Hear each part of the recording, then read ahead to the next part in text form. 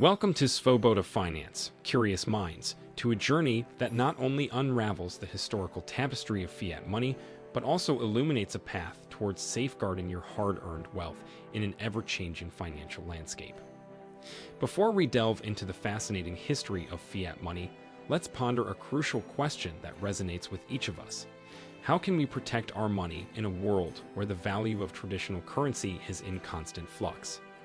Buckle up as we journey through time and space, exploring the mechanisms that impact the purchasing power of your dollars. First of all, let me explain what fiat money is and how it was created. The term fiat money is derived from the Latin word fiat, which means let it be done or let it be enacted.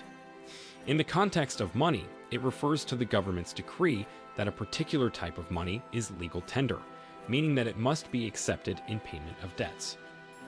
Fiat money is a type of currency that is not backed by a commodity such as gold or silver. Instead, it is based on the faith of the people in the issuing government.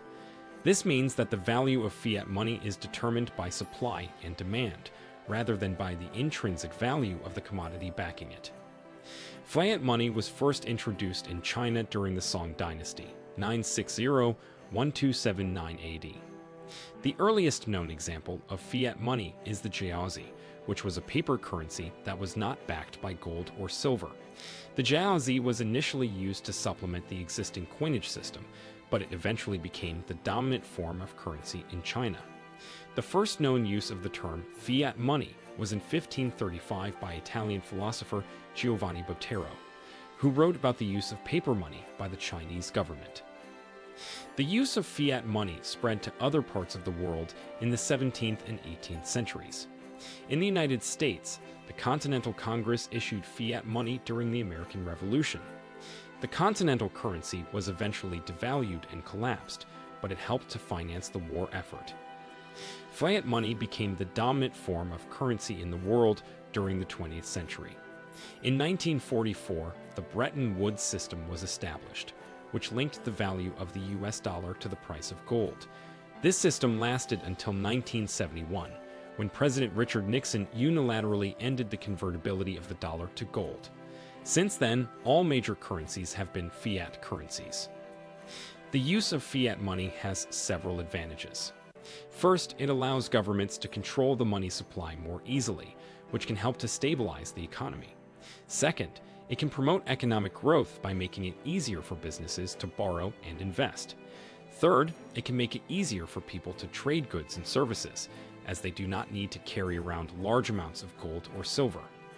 However, there are also some disadvantages to using fiat money. First, it is more susceptible to inflation, which is a decrease in the purchasing power of money. Second, it can be more volatile than commodity-backed currencies, which can make it difficult for businesses and investors to plan for the future. Third, it can lead to a loss of trust in the government, which could destabilize the economy. Despite these disadvantages, fiat money is the most common form of currency in the world today. It is likely to continue to be used for the foreseeable future, as it offers several advantages over commodity-backed currencies. However, governments will need to carefully manage the money supply to avoid inflation and financial instability. Based on the downside of fiat money and to escape the government control and protect against inflation, Bitcoin was established. Bitcoin is a decentralized digital currency, the first of its kind. It was invented by Satoshi Nakamoto, a pseudonymous person or group of people, in 2008. Bitcoin is based on blockchain technology, which is a distributed ledger that records all Bitcoin transactions. This ledger is public and transparent, and it is maintained by a network of computers around the world. Bitcoin is not controlled by any government or financial institution. This makes it a censorship-resistant currency that can be used by anyone, anywhere in the world. Bitcoin is also a borderless currency, meaning that it can be used to send and receive payments without the need for intermediaries. Bitcoin is a store of value, like gold or silver. Its value is determined by supply and demand, and it has been volatile in the past. However, Bitcoin has a long-term potential as a store of value, as it is immune to government manipulation and inflation. Bitcoin is also a medium of exchange, like the US dollar or the euro. It can be used to buy goods and services online and in person. Bitcoin is accepted by a growing number of merchants, and its use is becoming more and more mainstream. Bitcoin is a unique and innovative technology that has the potential to revolutionize the way we think about money.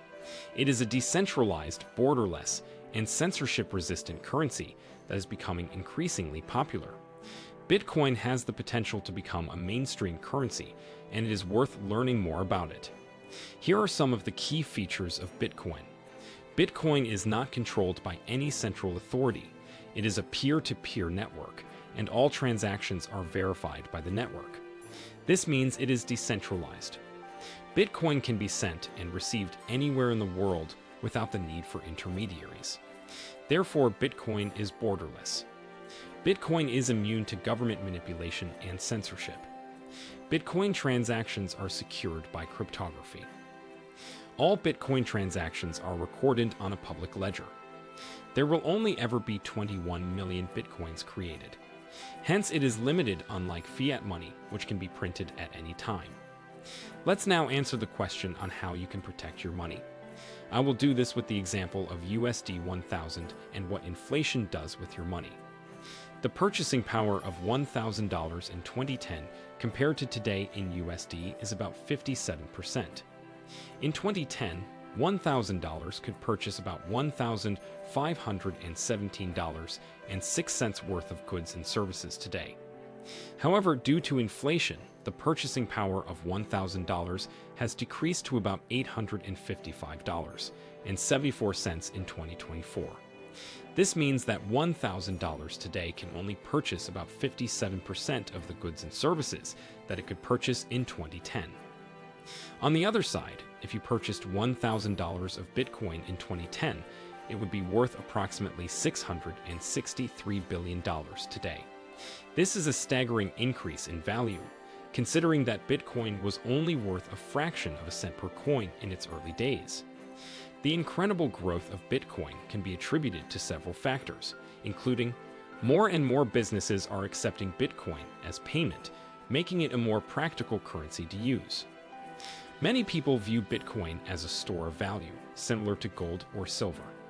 There will only ever be 21 million Bitcoins created, which is driving up its scarcity and value. Of course, there is no guarantee that Bitcoin's value will continue to rise in the future. However, the potential for Bitcoin to appreciate significantly is undeniable. But even when not going so much back in the past, say you purchased Bitcoin worth USD 1000 in 2018, it would be worth USD 51,700 today. The reason for the slower growth between 2018 and 2024 is that Bitcoin's price experienced a significant crash in 2018, falling from a peak of $20,089 to a low of $3,122.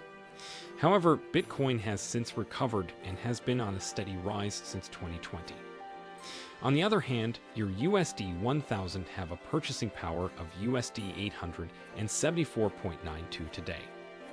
As we conclude this insightful journey through the corridors of financial evolution, one question echoes. How can we safeguard our hard-earned money in the face of an ever-shifting economic landscape? In a world where traditional currencies face challenges like inflation and volatility, the answer might just lie in diversification. Consider exploring assets beyond fiat currencies, like Bitcoin, a decentralized and finite resource that has demonstrated its resilience and potential for growth. Remember, knowledge is your greatest ally.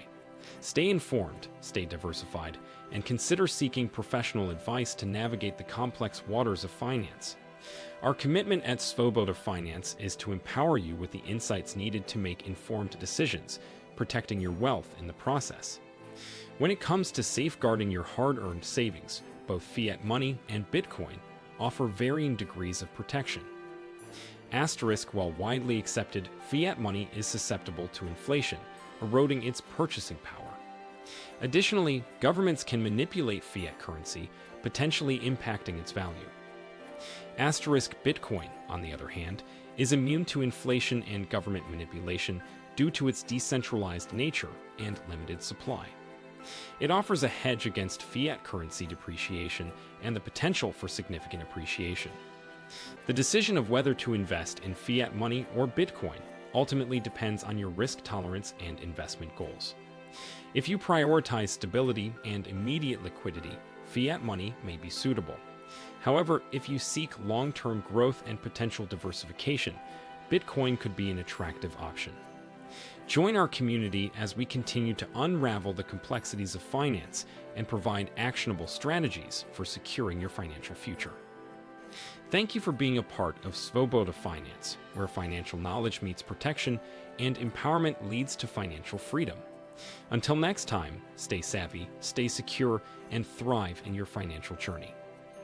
This video is for informational purposes only and should not be construed as financial advice. Always do your own research and consult with a qualified financial advisor before making any investment decisions.